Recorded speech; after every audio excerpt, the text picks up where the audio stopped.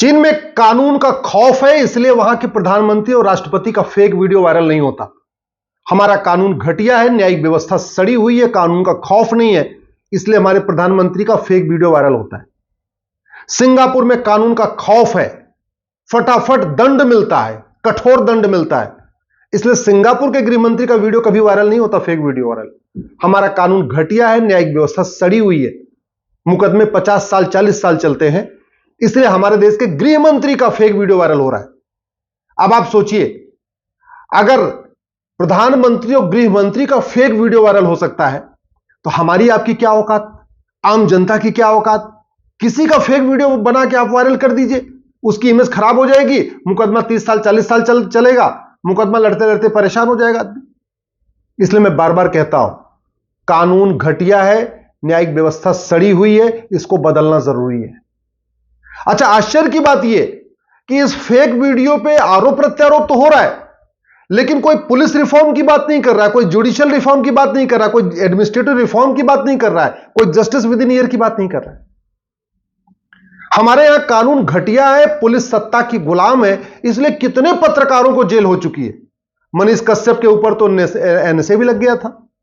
इसके पहले times now की पत्रकार भावना किशोर को उठा के जेल में डाल दिया था पंजाब में। उसके बाद रचित कौशिक, उनको भी उठा के जेल में डाल दिया। उसके बाद अभी मनीष कुमार को नोटिस आ गया, जो कैपिटल टीवी वाले। अच्छा, जब हमारे पत्रकारों को पुलिस पकड़ती है तो इनको समझ में आता है कानून घटिया है, लेकिन ये छूटने के बाद भी पुलिस रिफॉर्म की बात नहीं करते, जुडिशियल रिफॉर्म की बात नहीं करते, इलेक्शन रिफॉर्म की बात नहीं करते, एडमिनिस्ट्रेटिव रिफॉर्म की बात नहीं करते। ये फिर अपने अपने काम में लग जाते हैं। सुधीर चौधरी जी को पुलिस ने पकड़ा, उन्होंने अपनी जमानत करा लिया। अमिश देवगन के खिलाफ एफआईआर हुआ, उन्होंने एफआईआर क्वेश करा लिया। टाइम्स नाउ के अपने रिपब्लिक के अर्नब गोस्वामी को पुलिस ने पकड़ा, अपनी जमानत करा लिया। लेकिन कभी रिफॉर्म की बात नहीं करते। अरे भैया, जब कानून घटिया रहेगा तो पुलिस जब मन चाहेगी जिसको गिरफ्तार कर लेगी, जब मन चाहेगी जिसको जेल में डाल देगी, आप लड़ते रहिए। अच्छा, कितनी बार ऐसा होता है कि जो फर्जी एफआईआर होता है, गलत एफआईआर होता है, लोग चैलेंज करते हैं हाईकोर्ट में। हाईकोर्ट उस एफआईआर को क्वेश भी कर देती है, लेकिन कभी आपने यह सुना कि जिसने एफआईआर लॉन्च किया था, फेक एफआईआर या गलत एफआईआर, उसको कोई दंड मिला हो? नहीं। तो जब फेक एफआईआर करने पे दंड नहीं मिलेगा तो झूठे एफआईआर होते रहेंगे। जब झूठी शिकायत करने पे दंड नहीं मिलेगा तो झूठी शिकायतें होती रहेंगी। जब झूठी गवाही देने पे दंड नहीं मिलेगा तो लोग झूठी गवाही देते रहेंगे। झूठा हलफनामा देने पे दंड नहीं मिलेगा तो झूठा लोग हलफनामा भी देते रहेंगे। जब झूठे मुकदमे दर्ज करने पे कोई दंड नहीं मिलेगा तो लोग झूठे मुकदमे भी लिखवाते रहेंगे। कितने सारे छेड़छाड़ के फर्जी मुकदमे होते हैं, कितने सारे दहेज के फर्जी मुकदमे होते हैं, कितने सारे एससी एसटी के फर्जी मुकदमे होते हैं। एक बार मुकदमा लिखा दिया, जिसके खिलाफ मुकदमा लिखा दिया उसकी तो जिंदगी बर्बाद हो गई, वो तो बेचारा अपना सब कुछ परेशान बर्बाद कर देता है। लेकिन जिसने झूठा मुकदमा लिखाया, जिसने झूठी गवाही दिया, जिसने झूठी शिकायत किया, जिसने झूठा मुकदमा लिखा, जिसने झूठी जांच किया, उसको कुछ होता है क्या? नहीं।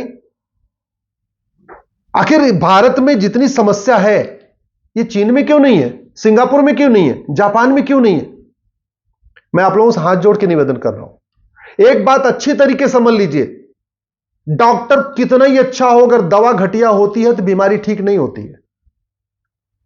ड्राइवर कितना ही अच्छा हो, गाड़ी अगर घटिया होती है तो यात्रा सुरक्षित नहीं होती है। मिस्त्री कितना ही अच्छा हो, सीमेंट बालू अगर ठीक नहीं होगा, घर सुरक्षित नहीं होगा।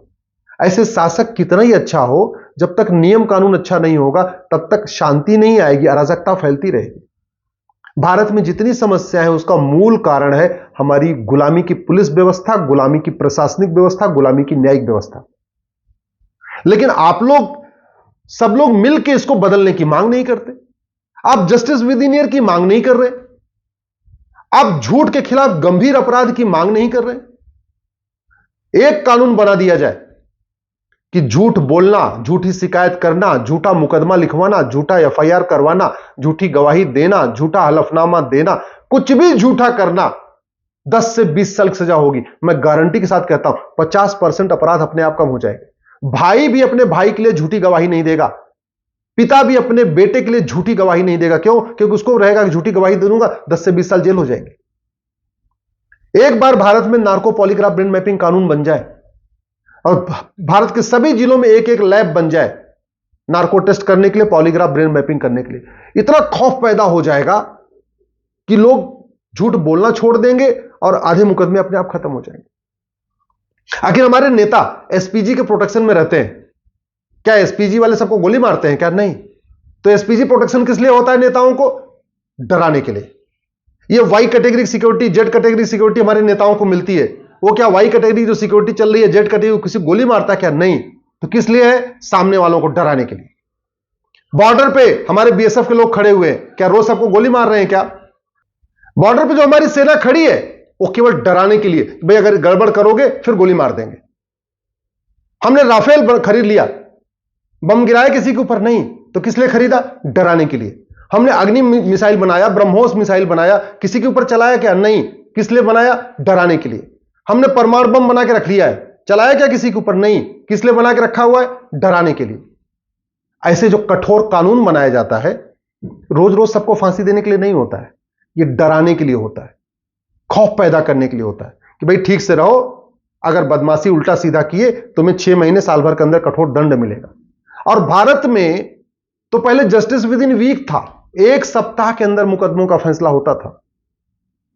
जस्टिस विद इन मंथ था, चाहे वो चंद्रगुप्त का समय हो, चाहे वो छत्रपति शिवाजी महाराज का समय हो, चाहे वो राजा विक्रमादित्य जी का राज हो, उस समय मैक्सिमम हो जस्टिस विद इन मंथ होता था। 1 महीने के अंदर तो फैसला हो ही जाता था। ज्यादातर मुकदमों का फैसला जस्टिस विद इन वीक होता था, 1 सप्ताह के अंदर हो जाता था।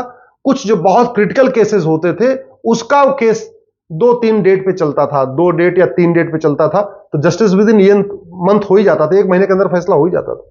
और आज 20 साल, 30 साल, 40 साल, 50 साल मुकदमे चल रहे हैं और चलता जा रहा है, चलता जा रहा है। आज का पूरी पुलिस व्यवस्था, न्यायिक व्यवस्था, ये आम जनता के पक्ष में नहीं है, ये तो केवल और केवल दबंगों के पक्ष में है। और आप देख लीजिए, इतने सारे अपराध होते जाते हैं, लेकिन न किसी की नागरिकता खत्म हुई आज तक, न किसी को 100% प्रॉपर्टी जब्त हुई, न किसी को आजीवन कारावास फांसी हुआ। खौफ है नहीं, आप कुछ भी कर दो, कोई खौफ ही नहीं। चाहे लब जिहाद हो, चाहे लैंड जिहाद हो, चाहे वो घुसपैठ हो, चाहे धर्मांतरण हो, चाहे वो हत्या हो, चाहे बलात्कार हो, कम नहीं हो रहा है, बढ़ रहा है। क्यों? कानून का खौफ नहीं। आखिर जितना अपराध दिल्ली में है, अभी आपने पिछले हफ्ते सुना कि दिल्ली में एक लड़का घर में गया और बेटी नहीं मिली तो मां को गोली मार दिया। दुबई में भी तो मुस्लिम रहते हैं ना, दुबई में इतना अपराध क्यों नहीं है जितना दिल्ली में है? जितना अपराध भारत में है उतना सिंगापुर में क्यों नहीं है? जितना अपराध भारत में है उतना चीन में क्यों नहीं है? जितना अपराध भारत में है उतना जापान में क्यों नहीं है? जितना अपराध भारत में है उतना कोरिया में क्यों नहीं है? जितना अपराध भारत में है उतना जर्मनी में क्यों नहीं है? क्योंकि हमारे कानून घटिया है, न्यायिक व्यवस्था सड़ी हुई है। दुर्भाग्यवश न मीडिया के लोग जो खुद ही प्रताड़ित हैं घटिया पुलिस कानून से, घटिया न्यायिक व्यवस्था से, वो भी जब खुद फंसते हैं तब हाय राम हाय राम हाय राम, मैं फंस गया। लेकिन फंसने के बाद भी कभी police reform, judicial reform, election reform, administrative reform के लिए आवाज नहीं उठाते। कितने सारे नेता फंसते हैं, फंस जाएंगे, कहेंगे पुलिस हमारे ऊपर ज्यादती कर रही है, हाय राम करना शुरू कर देंगे, हमारे ऊपर गलत मुकदमा हो रहा है, हमारे पर ये हो रहा है, वो हो रहा है। लेकिन जब बरी हो जाएंगे तो कभी रिफॉर्म के लिए मुद्दा नहीं उठाएंगे। सुबह से लेकर शाम तक तू मैं होती रहेगी।